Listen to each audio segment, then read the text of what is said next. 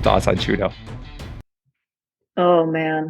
Just let it go. Let it rip. Let Let it it rip. rip. Look, there's in this world who you would look up to, who are leaders who have either served their country, who have served their community, who have served anything. Yeah. And this man has done nothing but serve himself.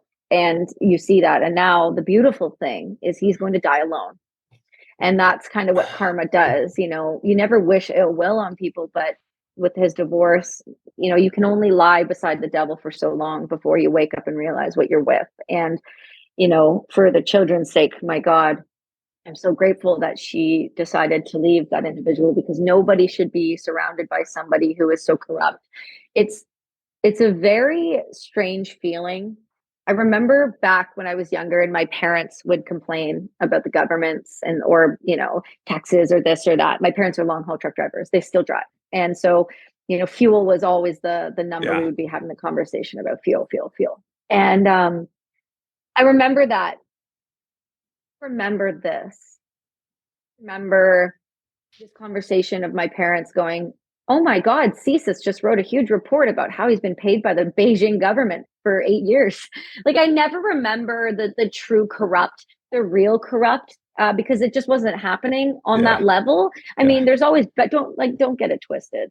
Left or right, there's backdoor deals everywhere. That's just how government gets done. That's just how it works. I've seen it firsthand. I've been a part of it firsthand. It can be done. Anything can be manipulated. But the thing that has blown my mind, you know, I'm going to be 34 now, watching this country crash and burn in a way that I just didn't know was physically possible, because this country was fairly strong. I mean, Canada had a really great stage on the world stage, representation. We were always the people that were doing the right things. We were the nice people. We were this, we were that. We were very freedom loving. And then it really started to shake with me when I started to see behaviors where there'd be little things trickle out about potential people that were in the Communist Chinese Party that were in our government, or little things here and there. And I kind of started to connect dots and then have other conversations with people in intelligence and go, would this person be allowed to be associated with X if they were in this country? No chance. There's just too. The crazy thing is you still have people that sit down and believe that he's the right thing for Canada, while your inflation is through the roof like we've never seen. Housing is out of control. Immigration is not only skyrocketing, they're now telling you, why don't you just put somebody in your house that's illegally crossed? Yeah, okay, I'm going to put that with my 7-year-old kid in the house. You know, they want you to solve their problems. People can't afford groceries. People can't afford to go to but don't you agree that immigration is the reason why our administration is still here, because he's allowing a certain demographic to enter, and these people are all voting for him at this point?